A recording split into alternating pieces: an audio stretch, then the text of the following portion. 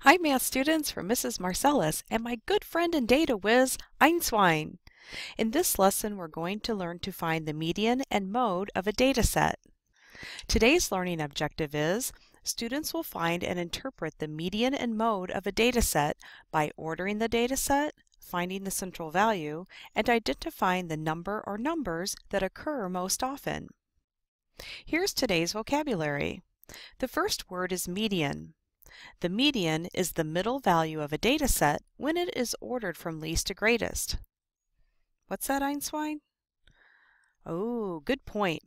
Einswine says to remind everyone out there that ordering the data set from least to greatest is really important. If you don't order your data set, the number that will be in the middle won't be the median. Our next vocabulary word is mode. Mode is the number or numbers that occur most often in a data set. Mode, most, very similar. In a data set, there might be no mode, there could be one mode, and it's possible that you'll have multiple modes. Just like the mean, the median and the mode are measures of the center of the data. Did you notice, Einswine, that they all start with the letter M? Makes it easy to remember, doesn't it? So, Einswine, are you ready to try finding the median and mode of some data sets? He says absolutely, bring it on. So we're off to our first example. This list shows the cost of the same graphing calculator at 5 different stores. Let's find the median and mode of this data set. As Einswine reminded us, the first thing we need to do is put the data in order from least to greatest. Once we do that, we can then find the median and the mode. The median is the value that is in the middle of the data set. In order to find it, we can cross off values from both ends until we get to the middle. If there is an odd number of data in the data set, the median is always going to be a single number in the middle. The median of this data set is $92.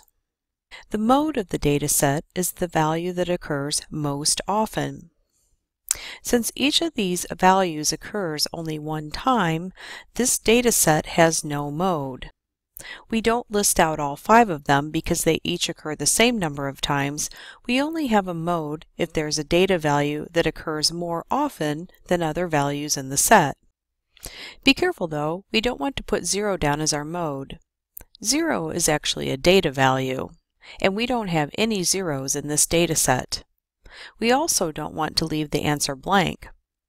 The way to respond to this would be to put none or no mode. Let's try another example. This list shows the number of stories in the tallest buildings in Springfield. When finding the median of the data set, the first thing we want to do is put them in order from least to greatest. Once we have ordered the data, we can then find the median and the mode. In order to find the median, we can cross off values from both ends of the data set until we meet in the middle. As you can see, we don't have a number that is right in the middle. When there is an even number of data in the data set, we will always fall in between the 2 middle numbers.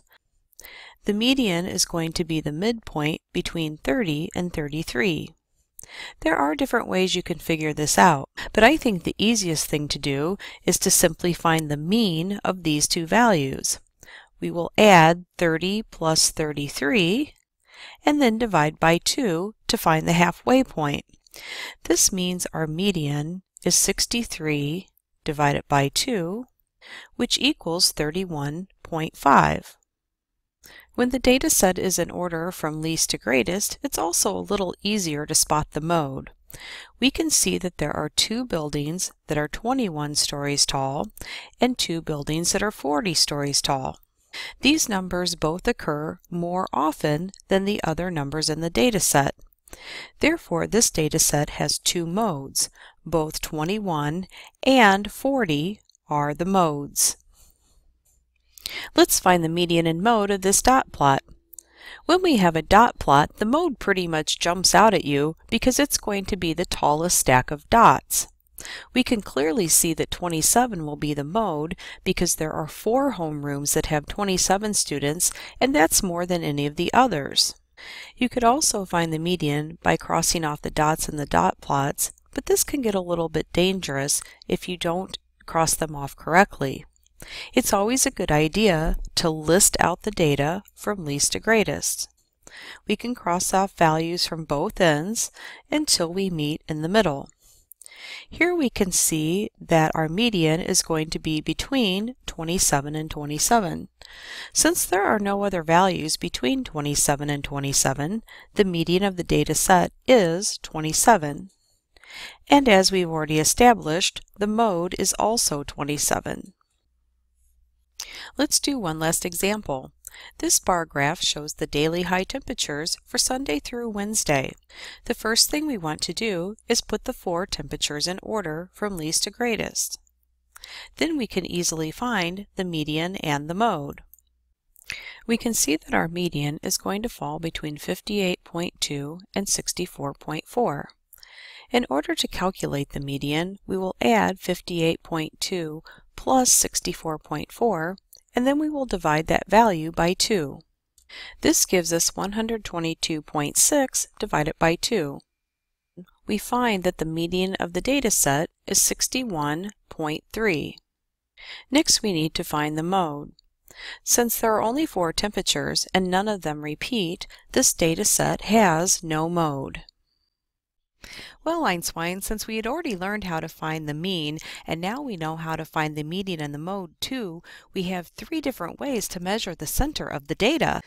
In a future lesson, we'll learn how to choose which one of those is the most appropriate measure of the middle.